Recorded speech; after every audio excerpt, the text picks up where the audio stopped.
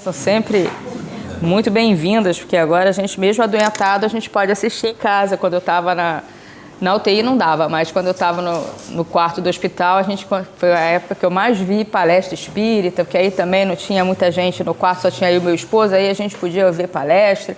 Conversamos com os enfermeiros e médicos que vinham, né, passar uma visita ou fazer alguma coisa, e aí, enfim, graças à tecnologia a gente encurta as nossas distâncias e quem sabe daqui a um dia a gente vai usar também a tecnologia para conversar com o lado de lá. Já temos a transcomunicação instrumental, daqui a pouco a saudade não vai ser tão dolorida.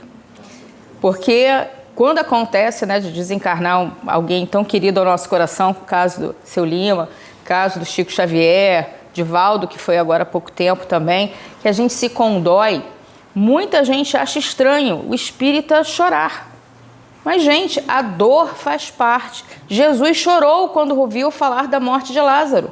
Que dirá nós, que não temos nem um bilionésimo da compreensão de um Cristo. Então, é legítimo que a gente sofra, que a gente sinta falta, que a gente tenha vontade de chorar. Agora, o que não nos convém mais é o desespero, a revolta, aquele sentimento de desalento. Porque hoje nós temos o Consolador prometido. Por isso a gente fala com dor, a gente fala com aquela, né? Poxa, podia ter ficado mais um pouquinho, né? Podia ter, né? A gente podia ter feito mais alguma coisa. A gente sempre acha que podia, mas a gente pode. Teremos outras oportunidades. Ele está bem parado, né? A gente tem certeza disso, porque a gente sente a espiritualidade trabalhando o tempo todo. Nós sabemos o quanto nós somos amados no plano espiritual. Por mais que a gente faça bobagem, nós temos séculos, milênios nesse planeta, semeando e cultivando amores. Fazemos besteira porque a gente é atrapalhado pelo meio do caminho, a gente dá uns tropeços aqui, a gente fere uns colegas ali e tal, mas por isso voltamos, né? E voltamos muitas das vezes na mesma família, para que a gente possa continuar ressignificando e ajustando os nossos amores. E aí, Emmanuel traz para a gente, na lição 3 do livro que foi lido hoje, essa página inicial que foi feita hoje é muito consoante com o que a gente vai conversar, porque característica de espírito superior é coerência, né? E as falas de Jesus e os evangelhos e as falas de Emmanuel para cada um dos livros dessa coleção do Pão Nosso, Fonte Viva, Ceifa de Luz, Vinha de Luz, são muito coerentes uns com os outros. E a gente vai abordar a lição 3 do livro Pão Nosso, que é o arado. E a fala evangélica que Emmanuel usa é justamente a que está lá em Lucas, no capítulo 9, versículo 62, quando Jesus lhe disse: "E ninguém que lance mão do arado e olha para trás é digno do reino está apto para o reino de Deus." E aí Emmanuel vem conversar com a gente. Deixa eu só ver se vai funcionar. Vai funcionar. E aí eu trouxe a página para a gente, para que a gente possa, acompanhando essa leitura, e aí entender o que Emmanuel traz para a gente dessa fala de Jesus. Que aquele que lança a mão no arado e olha para trás não está apto ao reino de Deus. Então Emmanuel começa assim: aqui vemos Jesus utilizar na edificação do reino divino um dos mais belos símbolos. Efetivamente, se desejasse, o mestre criaria outras imagens, porém reporta as leis do mundo aos deveres sociais, aos textos da profecia, mas prefere fixar o ensinamento em bases mais simples. O arado é aparelho de todos os tempos. É pesado, demanda esforço de colaboração entre o homem e a máquina, provoca suor e cuidado e, sobretudo, fere a terra para que produza. Constrói o berço das sementeiras e, à sua passagem, o terreno cede para que a chuva, o sol e os adubos sejam convenientemente aproveitados. É necessário, pois, que o discípulo sincero tome lições com o divino cultivador, abraçando-se ao arado ao arado da responsabilidade na luta edificante, sem dele retirar as mãos, de modo a evitar prejuízos graves à terra de si mesmo. Meditemos nas oportunidades perdidas, nas chuvas de misericórdia que caíram sobre nós e que se foram sem qualquer aproveitamento para nosso espírito. No sol de amor que nos vem vivificando há muitos milênios, nos adubos preciosos que temos recusado por preferirmos a ociosidade e a indiferença. Examinemos tudo isso e reflitamos no símbolo de Jesus. Um arado promete serviço, disciplina, aflição e cansaço. No entanto, não se deve esquecer que depois dele chegam semeaduras e colheitas, pães no prato e celeiros guarnecidos. Que página! Quando eu li essa página pela primeira vez, eu falei, misericórdia!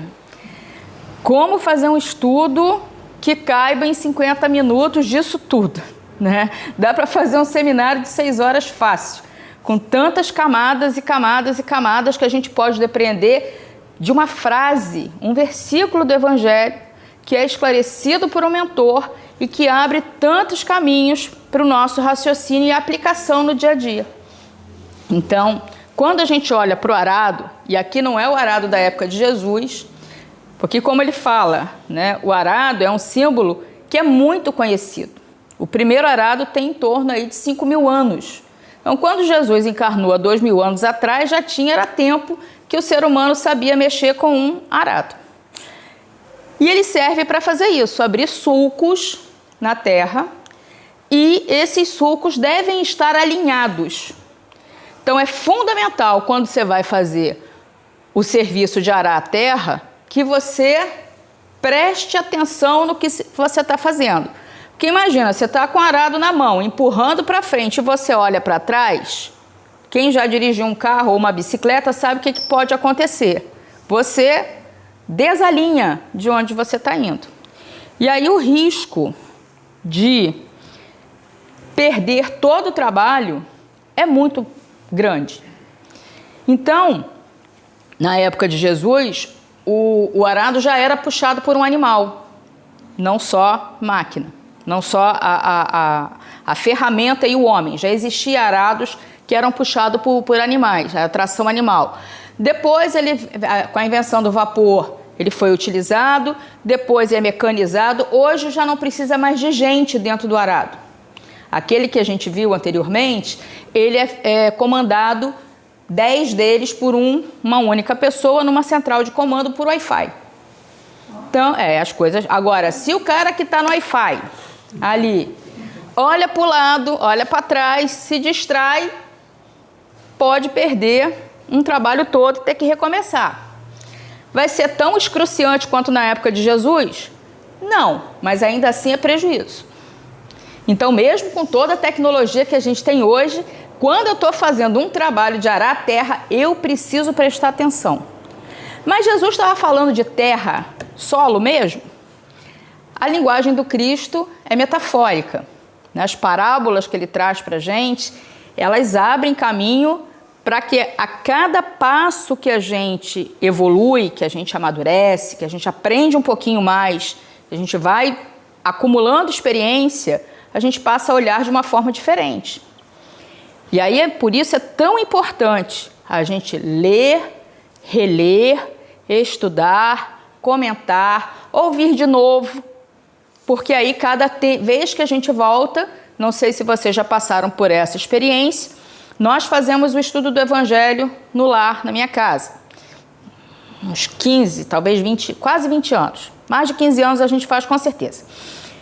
E a gente já está, acho que na 5ª ou na 6ª vez que a gente está lendo, porque eu falo muito, meu marido fala muito, as filhas não falam nada, mas enfim, fica eu e ele debatendo, e aí às vezes um parágrafo leva 2, 3 semanas, porque a gente gosta de falar. Então é a 5ª, acho que é a 5ª vez que a gente está lendo. E aí, essa semana a gente pegou uma parte que a gente falou, a gente já leu isso? Porque parece que nessas outras 4 vezes que a gente leu, aquilo ali ou passou batido ou a gente não enxergou, porque talvez não fosse o momento da gente a gente não estava preparado para discutir aquela passagem. Como é importante. E aí, às vezes, a gente ouve, né, as pessoas falando, poxa, mas terminou, vai ter que voltar e ler tudo de novo? Provavelmente é importante que leia tudo de novo. Posso usar obras subsidiárias? Pode usar outro livro da codificação, mas não deixa de ler o Evangelho.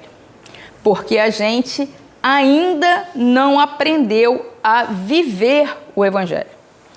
Então, mesmo que a gente já saiba tudo o que está escrito, a interpretação pode mudar de um tempo para o outro. Então, é importante a gente prestar atenção, porque essa falta de atenção, ela pode tirar a gente do rumo, e isso pode comprometer toda a nossa colheita por conta, muitas das vezes, da nossa invigilância. Então, Jesus fala que não se deve olhar para trás, principalmente se a gente for levar em conta o nosso passado, que ou é delituoso, ou é negligente, ou é tudo junto, dependendo de cada um. A maioria de nós não é florzinha de Jesus há muito tempo. A gente é florzinha de Jesus há 2, talvez 3 encarnações. Antes disso, a gente estava lá, queima, né? Na Inquisição, a gente estava atacando pedra nos outros dentro do templo, a gente estava barbarizando por aí em algum lugar. Faz parte da evolução. Agora, num sábado à noite, friozinho, bom para ficar em casa debaixo da manta, né, assistindo Netflix, a gente sai de casa e vem para um lugar ouvir falar de Jesus. Por quê? Porque a gente já não quer mais aquela vida de antes. A gente quer algo, a gente está em busca de algo, a nossa alma anseia por estar incluída nesse trabalho maravilhoso que é a construção do reino de Deus de forma efetiva, de forma atuante. Então, que seja aqui, que seja na igreja evangélica, que seja na igreja católica, dentro do templo budista, onde você quiser ir, as pessoas que já se despertam para um mundo melhor buscam os seus caminhos. Que bom que todos nós encontramos na doutrina espírita esse consolador. Mas existem vários caminhos porque nós somos plurais e é isso que me encanta na doutrina espírita. A gente não precisa que as pessoas se convertam, todas as aspas possíveis, que Kardec detestava essa palavra, ao espiritismo, mas que elas conheçam uma filosofia que também é ciência, que tem o viés religioso, que nos religa e fecha em nós uma tríade que é capaz de sanar as nossas dúvidas e manter a nossa esperança por conta da certeza que a gente tem de que as coisas estão se encaminhando da forma certa. Mas o Trump vai cortar o GPS, foi o que eu ouvi hoje. Mas vai ter tarifaço, mas o mundo vai explodir, vai ter 50 bombas atômicas. Gente, qual o problema? Jesus não disse que tem muitas moradas na casa do Pai, ou vocês acham que a gente está à deriva? Então, quem é espírita, que está lendo lá o Evangelho, que já entendeu que quem comanda esta bagaça é Jesus, que as trevas podem espernear, gritar. O que aconteceu? O que a gente está vivendo? A gente não está vivendo a transição para um mundo melhor? A gente não está indo para uma regeneração onde a humanidade vai ser mais amorosa? Para isso, tem uma questão no Livro dos Espíritos, tem informações no Céu e Inferno, tem informações na Gênese, tem informação na Revista Espírita e Jesus avisou para nós. Vai haver um momento antes da instalação do Reino de Deus de dor e ranger de dentes, onde o bicho vai pegar por aqui. Jesus não falou assim, né? Porque eu sou mais descolada. Mas, enfim, Jesus explicou pra gente que vai ter um momento em que até o mais fiel vai balançar, vai ter dúvida. Então, a gente precisa perseverar naquilo que a gente acredita. E, para isso, é melhor que a gente esteja junto, porque aí um segura a mão do outro, um ajuda na hora que o outro bambeia e a gente consegue ver esse mar de calamidade que a gente está vendo e olhar e dizer, tá tudo sob controle. Se está acontecendo, eu preciso fazer a minha parte para continuar mantendo o planeta estabilizado, mandar meus melhores fluidos para que a psicosfera do planeta tenha fluido bom para a espiritualidade trabalhar, e vamos... Ah, mas estourar uma bomba? A gente vai para outro planeta, se esse daqui ficar inabitável para essa forma corporal. Jesus sabe o que está fazendo. A gente tem o nosso livre-arbítrio, mas a ciência de Deus para nós é loucura. Então ele já tem o plano por número, porque por letra já não cabe. E aí qualquer coisa que a gente venha fazer, é possível se organizar. Então o que a gente precisa fazer? Nós, hoje, em São Pedro da Aldeia, Rio de Janeiro, a gente pode vibrar positivo. Ah, mas isso é ser alienado. Minha filha outro dia me disse isso. Ela agora está na fase que ela é à toa, porque ateia ela não é, mas diz que não acredita mais em Deus e veio com esse papo de que eu estou ficando alienada. A questão não é negar a realidade, a questão é ver que a realidade está do jeito que está, mas eu não preciso participar desse pessimismo que contamina as pessoas. Ah, os jovens estão todos horríveis, todos os adolescentes são pessoas horrorosas, estão aí drogados ou metidos com violência. Não é realidade. Mas o que acontece? O que dá palco? O que dá mídia? A desgraça. É só vocês olharem. Avião voando é notícia? Não, mas se ele cai, todo mundo quer saber. Aí vira notícia. Então, nós ainda gostamos, como sociedade, do espetáculo da desgraça alheia. Então, enquanto isso... Agora, se você for procurar, você acha jovens que estão inventando uma série de mecanismos aí para melhorar a vida das pessoas. Eu não sei se vocês souberam, mas descobriram agora uma bactéria que é capaz de degradar plástico. Ela come plástico e transforma plástico em matéria orgânica. E aí pode ser a solução para o nosso problema de poluição e de microplástico. Eu não vi isso em jornal nenhum. E olha que notícia maravilhosa. A gente tem aí vários tratamentos. Foi feito um tratamento com célula-tronco, acho que foi no Reino Unido. E já conseguimos o 4º caso de cura do HIV. Cura. Não estou falando de melhora, estou falando de cura do HIV. Um 4º caso registrado de cura do HIV. E isso não é falado. Então tem muita coisa legal, tem muita gente fazendo coisa boa, mas não ganha mídia. Ou quando ganha são 5 segundinhos ali entre uma catástrofe e outra, bota uma notícia pra gente respirar antes de vir outra desgraça, porque é isso que dá like, isso é que dá audiência, isso é que gera comoção. Então, a construção do reino de Deus, nós já sabemos, ela vai ser laboriosa, ela vai ser trabalhosa. Muitas das vezes ela vai ser cansativa e vai ser preciso sacrifício da gente rasgar a terra do nosso coração para a gente poder ser sementeira e arriscar. Arriscar ao quê? Arriscar a confiar no outro. Porque o que a gente observa hoje na nossa sociedade é medo uns dos outros. A gente tem medo da violência do outro e aí muitas das vezes a gente sai... mesmo dentro de locais onde a gente tem a convivência com as pessoas, dentro de casa, ou nos vizinhos, ou mesmo dentro de uma casa espírita, a gente fica meio de pé atrás e não confia nas pessoas. Mas é necessário que a gente exercite essa confiança, eu posso dizer até mesmo uma espécie de humildade, para que a gente possa se tornar solo fértil para esse evangelho. Porque precisaremos fazer escolhas para que não soltemos a mão ali embaixo, ó, o aradozinho, que na época de Jesus já tinha animais para puxar, depois veio mais usado o cavalo, mas enfim.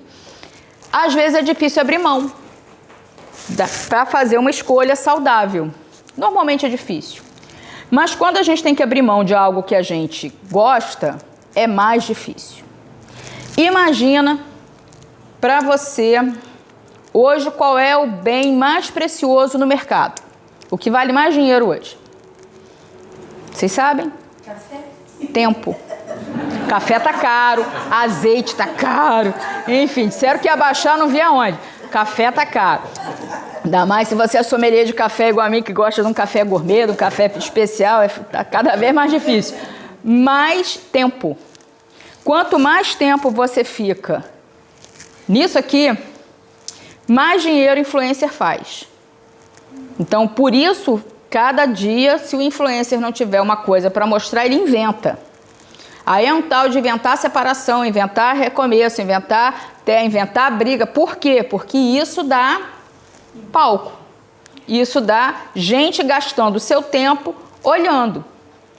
Não bastasse isso, tem também a questão dos jogos online. Então, nenhum problema se você gosta de vez em quando de jogar um pouquinho. O problema é quando você se programa para ficar meia hora e quando você vê, passou 3h30 e você tá ali só arrasta para cima para ir vendo. E aí você viu o quê? Eu vi gatinho fofinho, bebezinho, uma outra vídeo de humor espírita, que é o que eu mais assisto, o algoritmo já sabe que eu gosto, ele já me oferece isso, que é para eu ficar cada vez mais tempo. Então, se a gente não tomar cuidado, mesmo com coisas que a gente gosta, você fica muito mais tempo do que você deveria, do que você tinha se programado, nisso aqui. Imagina as mentes mais jovens. Crianças, principalmente crianças, e adolescentes e jovens adultos, principalmente essa geração alfa que já nasceu com isso aqui no mundo. Que a minha geração, quando tinha que pesquisar um trabalho de escola... Por que eu estou falando isso? Porque hoje de manhã minha sobrinha disse que tinha um trabalho enorme de escola para fazer. Eu falei, você vai pesquisar para onde? Não, a Alexa já fez para mim. A Alexa já fez para mim. Ela só precisa copiar, porque a praga da professora pediu que fosse à mão. Mas já existe uma impressora que imprime com letra de mão. Vocês sabiam disso? E o ChatGPT ajuda a ficar na sua letra. Eu sei porque um aluno meu da faculdade fez isso.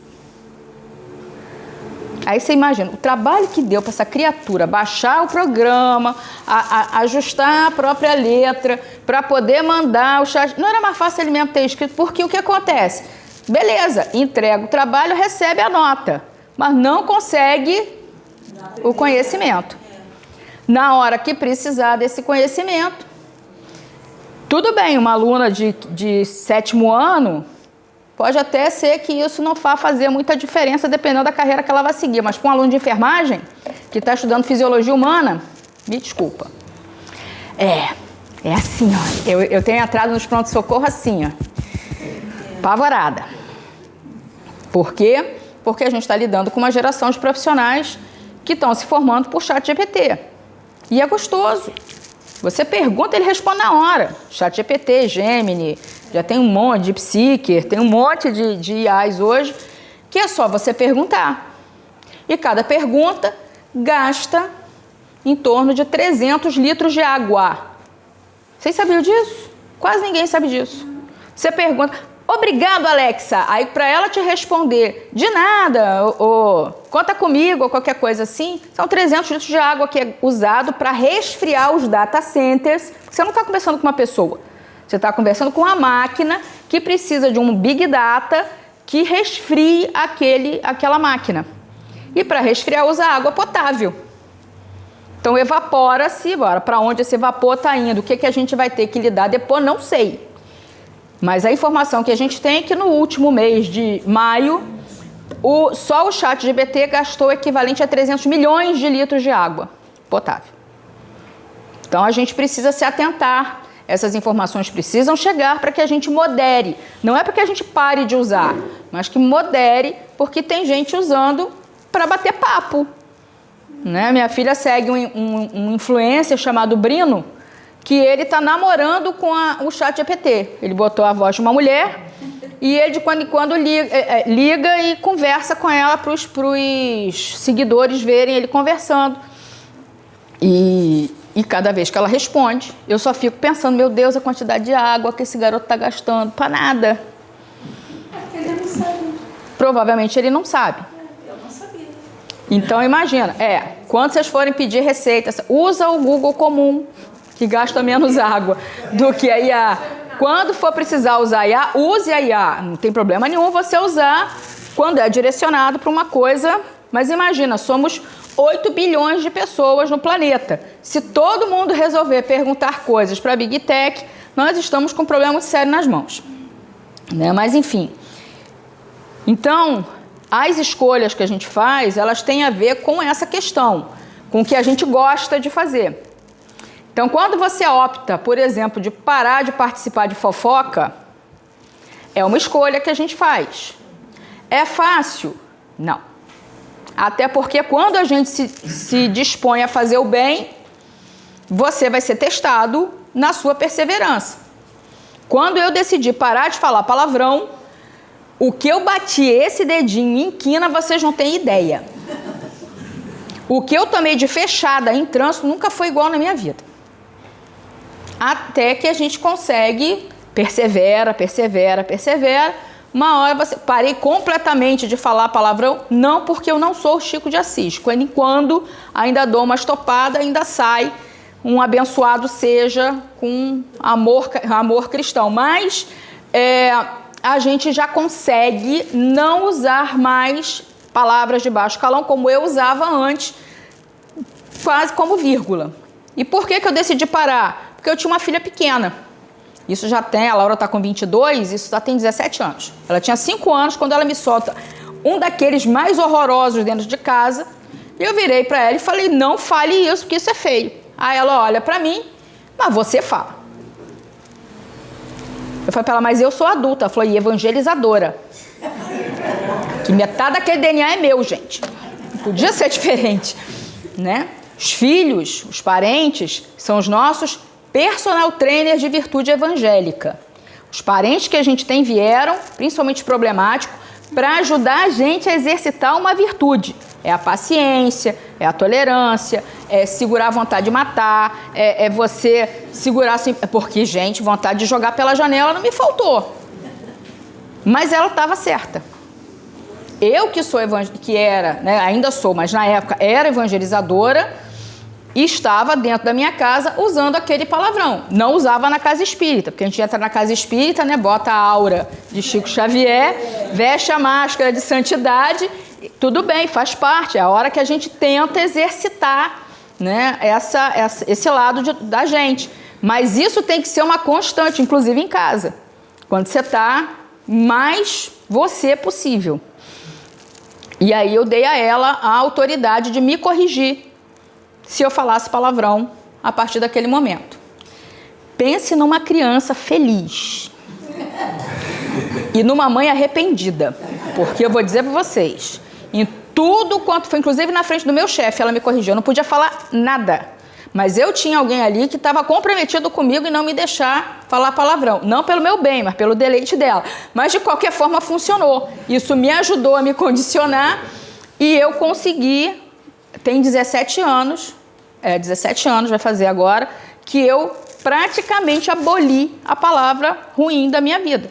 Uso palavras, assim, a intenção ainda está aqui, gente. Né? Quando alguém me corta, fecha no trânsito, eu não consigo ainda desejar que Deus o acompanhe. Eu desejo um poste lá na frente.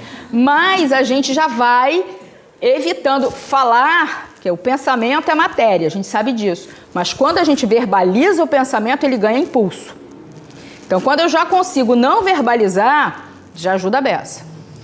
Eu estou há 12 anos tentando parar de reclamar.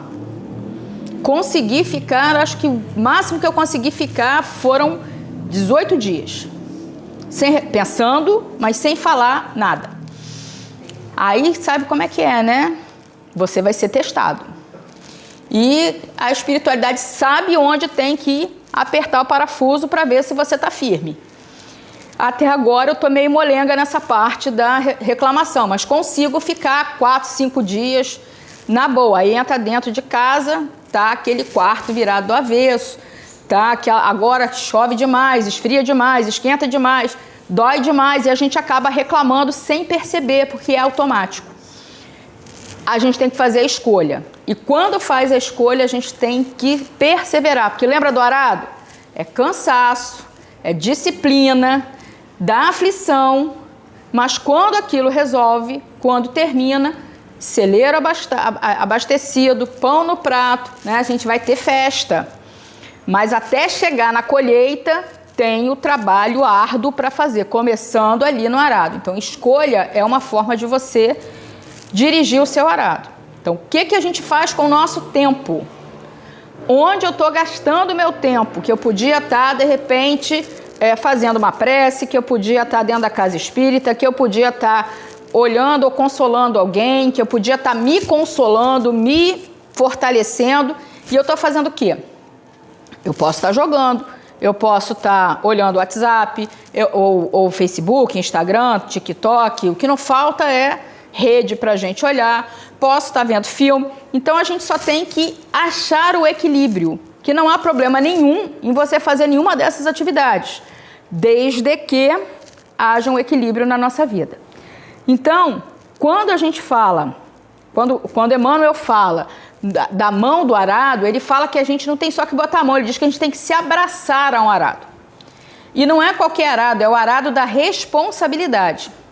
E por que ele diz que a gente tem que abraçar o arado da responsabilidade? Porque ele sabe, como todos nós também sabemos, que em algum momento haverá desafios na nossa vida.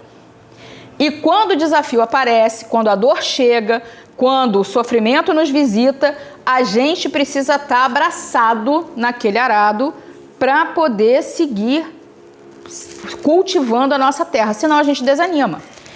E para ter um exemplo mais bonito do que esse, Chico Xavier, no livro Lindos Casos de Chico Xavier, do Ramiro Gama, ele conta essa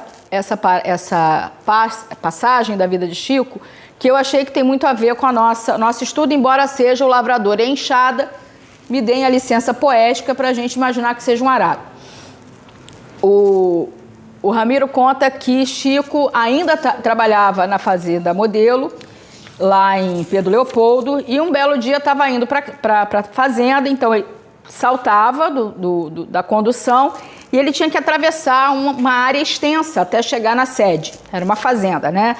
E nesse dia em particular, ele estava muito angustiado, estava começando a desanimar por conta de tudo que estava acontecendo na vida dele. Muitas questões em relação à casa espírita, problemas com a família, pessoas que vinham cobrar dele explicações, pessoas que vinham pedir socorro, fora a questão financeira que sempre foi calamitosa. Apesar desse homem ter publicado mais de 500 livros, nunca veio R$1 para a conta dele. E todos os presentes que ele ganhava, chegou aqui e já distribuía ali. Isso ainda assim, as atividades que ele fazia, as atividades sociais, consumiam muito dinheiro. Então, Chico vinha pensando, né, como manter-se equilibrado na sua tarefa mediúnica, com todas essas preocupações, e vinha de cabeça baixa, quando Emmanuel aparece para ele e chama a atenção dele para um lavrador que estava com a enxada capinando ali um terreno. E aí, Emmanuel disse para ele: reparou, Chico? Guiada pelo cultivador, a enxada não pergunta nada, ela só procura ajudar. Ela apenas obedece. Para a enxada, não interessa se ela vai bater num solo pedregoso ou se ela vai bater num solo fofo, se ela vai estar em contato com lodo ou com solo seco. Não interessa para a enxada se vai ser uma cultura de batata ou de feijão. Ela apenas procura ajudar da melhor forma possível o cultivador, sem perguntar. Aí Chico para e fala: realmente, o desânimo é um veneno. E aí Emmanuel concorda com ele e diz o seguinte: A enxada que foge à glória do trabalho cai na tragédia da ferrugem. E aí Chico entende. Eu demorei para entender quando li isso a primeira vez.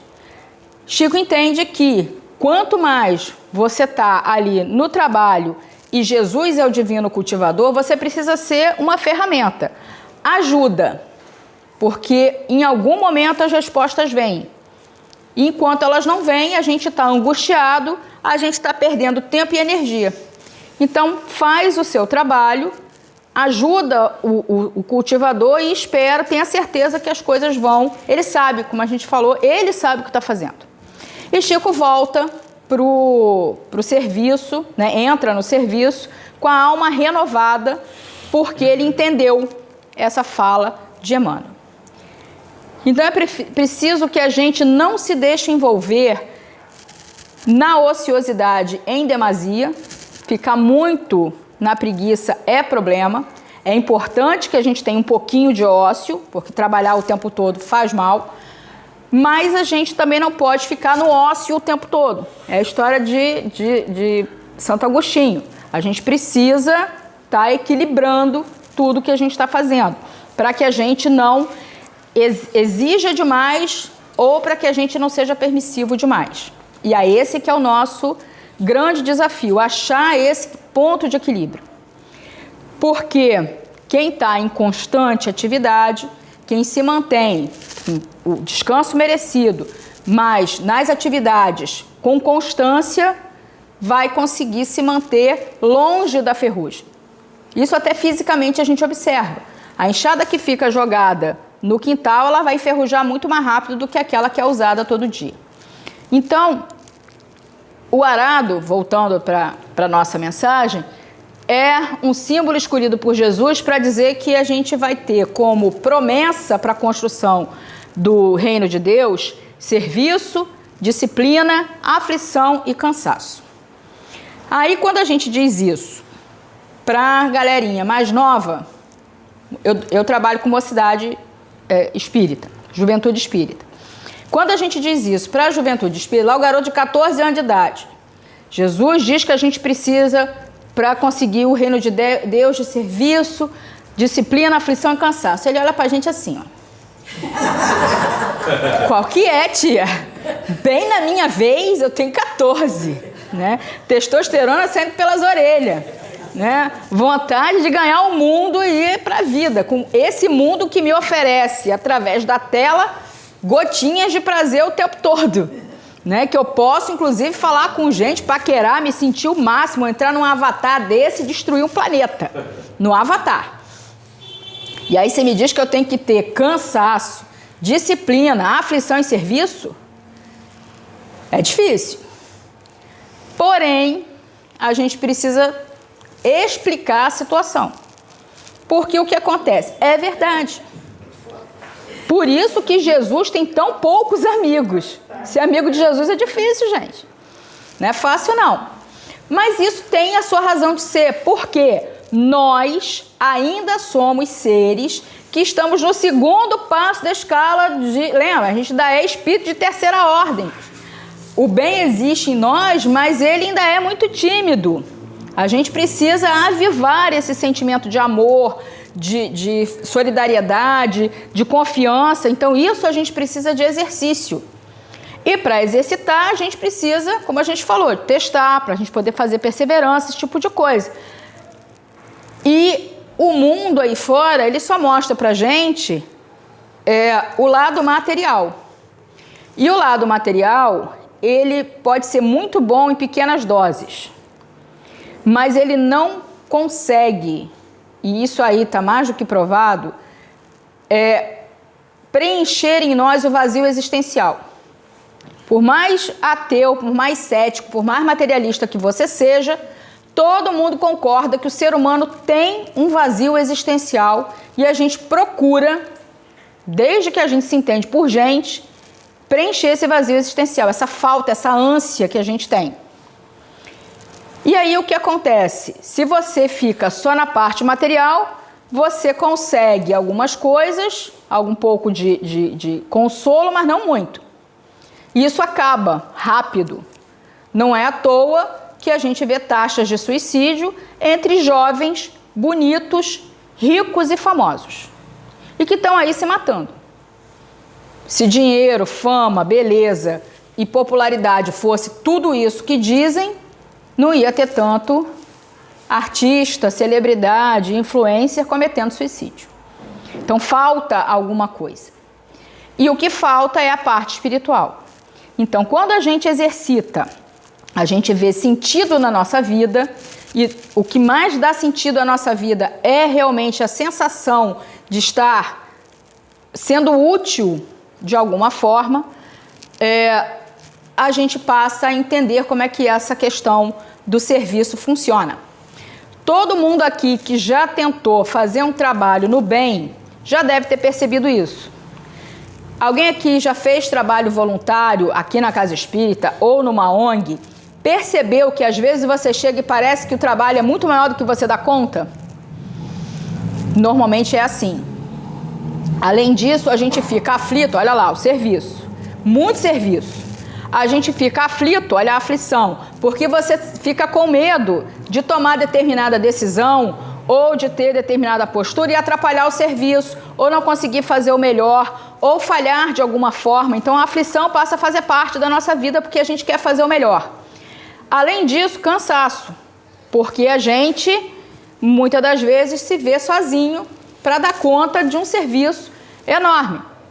É muito comum a gente começa o ano na evangelização com 30 evangelizadores na casa, todo mundo animado, eu vou pegar, vou fazer, vai acontecer, no meio do ano tem 15, final do ano tem 10, porque é muito difícil.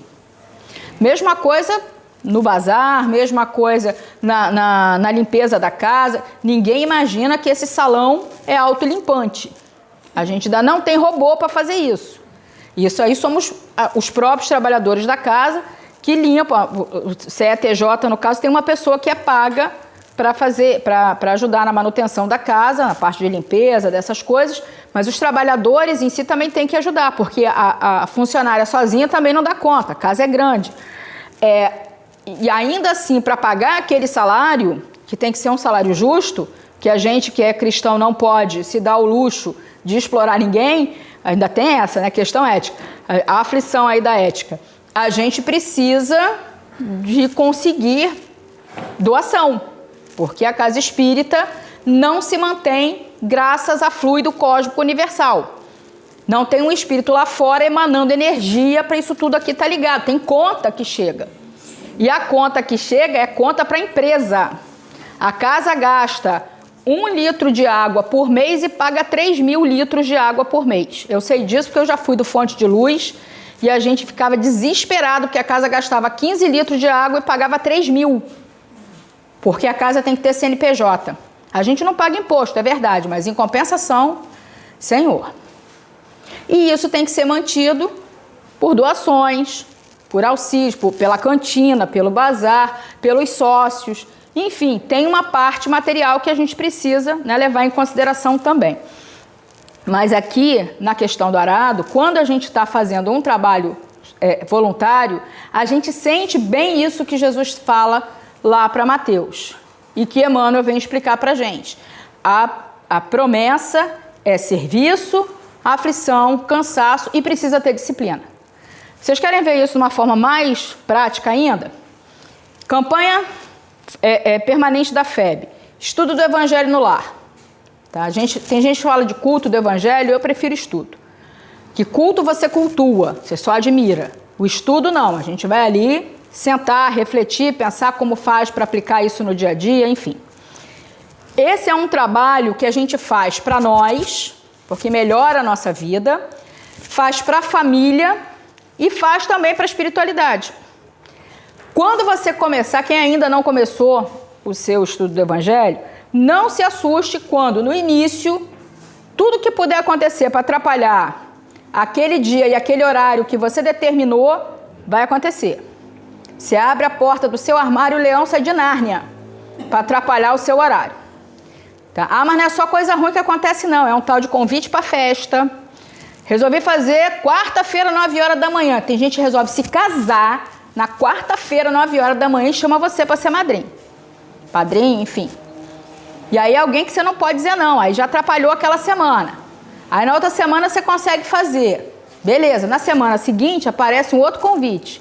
É um tal de mudar o que eu e meu marido tivemos de alteração de horário de trabalho, de turma que abria e fechava, enquanto a gente estava fazendo durante a semana.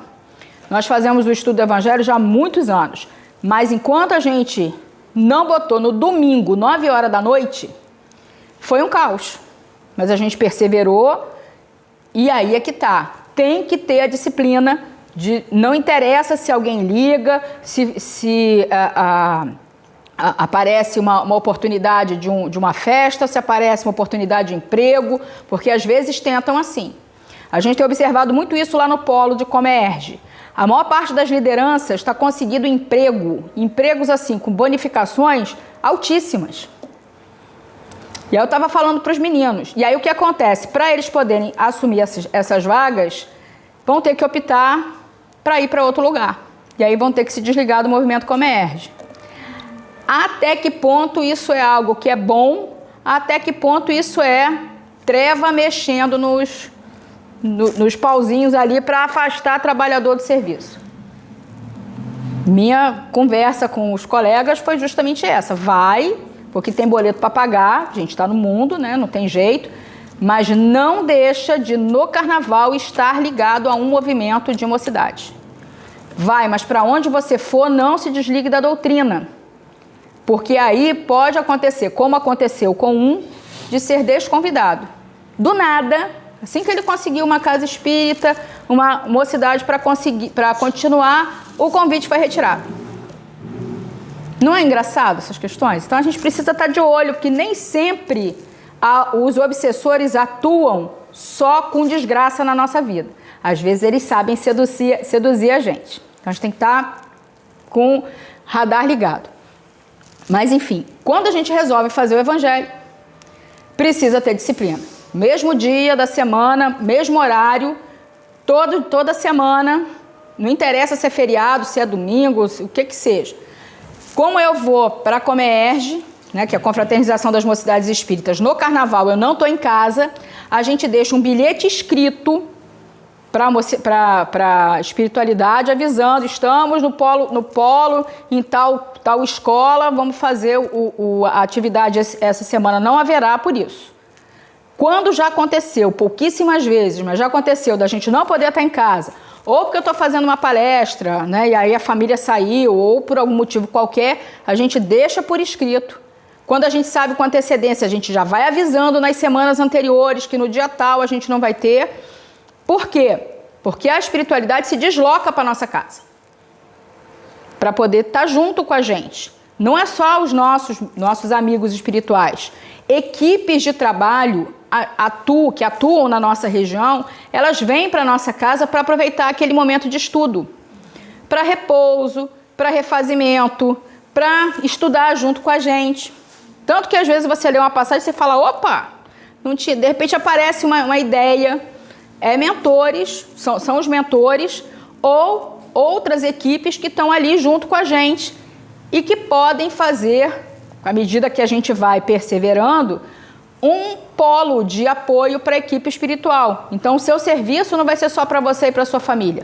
Ajuda também as equipes de trabalho das casas que a gente se vincula. Então, é tão importante que a gente faça o estudo do Evangelho, independente de como seja a sua família, mesmo quando a família é você sozinho, encarnado. Faça e faça em voz alta, porque nem todo espírito consegue ler mente. Tá? Então, quando for fazer o Evangelho, o estudo, vai fazer uma prece que você queira que seja compartilhada, em voz alta, para que os outros possam ouvir também e aproveitar aquele momento.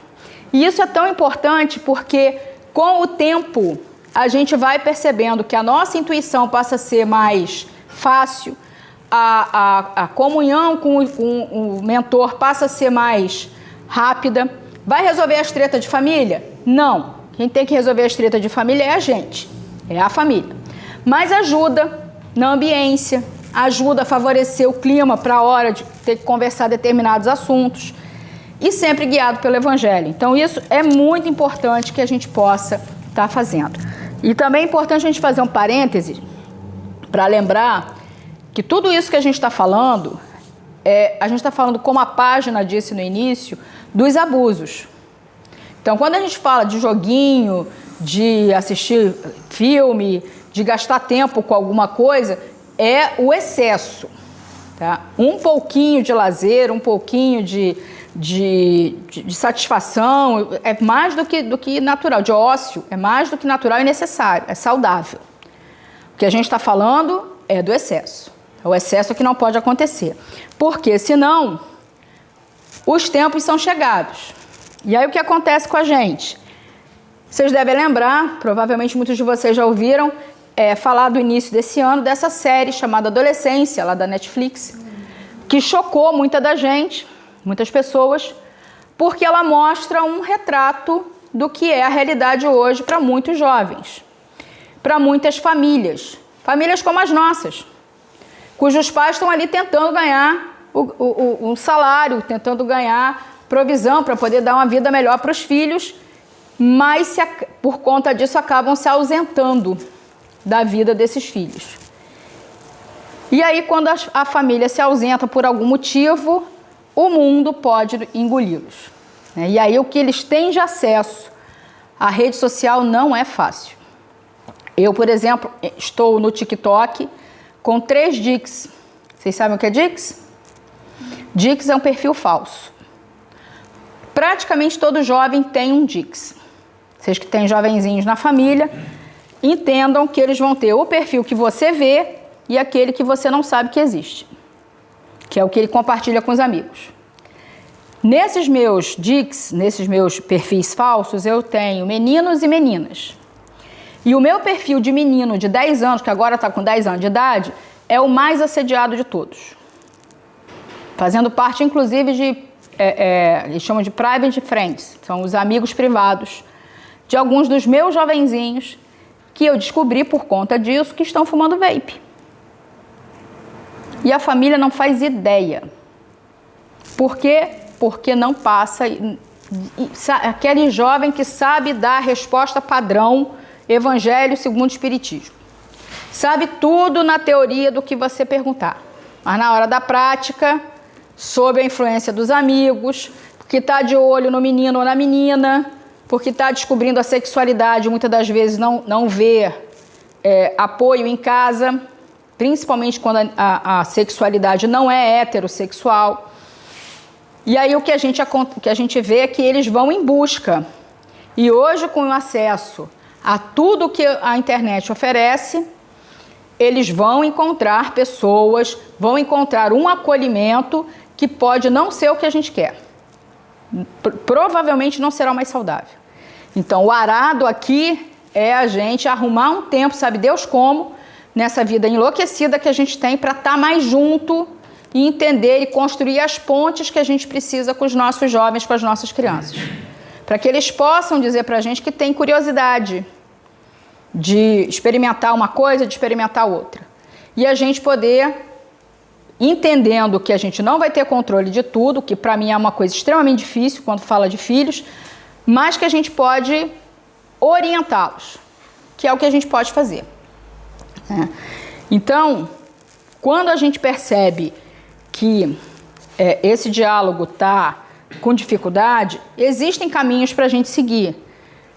Para mim, o melhor, o que funciona para mim, mas pode não funcionar para todo mundo, para mim tem funcionado muito bem, é a evangelização. Então, evangelização para mim, para o meu marido, para as minhas filhas. Ah, mas você não acabou de dizer que sua filha é alguém que está agora afastada? Sim, mas ainda assim eu posso evangelizar. Evangeliza em casa, enquanto a gente está conversando sobre uma série, quando a gente está falando sobre uma notícia. Evangelização não é só dentro da casa espírita, num ambiente formal, né? E aqui é o nosso polo da Comerge, que a gente é tão feliz em fazer parte, porque quando você sai de um evento em que você ouve o jovem dizer que queria morar no CIEP para poder estar naquele ambiente o tempo todo, a gente sabe que o trabalho foi bem feito. Mas esse trabalho começa na casa espírita, na evangelização. E a gente precisa ir trazendo isso para o nosso dia a dia. E aí fica o convite para quem quiser conhecer o polo, né? Agora, dia 26, nós vamos ter uma festa junina aqui em São Pedro. Vai ser aqui nessa escola cívico-militar. Miriam. E todos estão convidados para estar lá conosco a partir das 18 horas. Para conhecer o pessoal do polo, para a gente estar junto. Vai ter forró espírita. Tô doida para ver isso. E aí vai ser muito divertido. Que a gente possa também levar essa ludicidade, né, da doutrina para as nossas vidas. Muita paz para todos nós.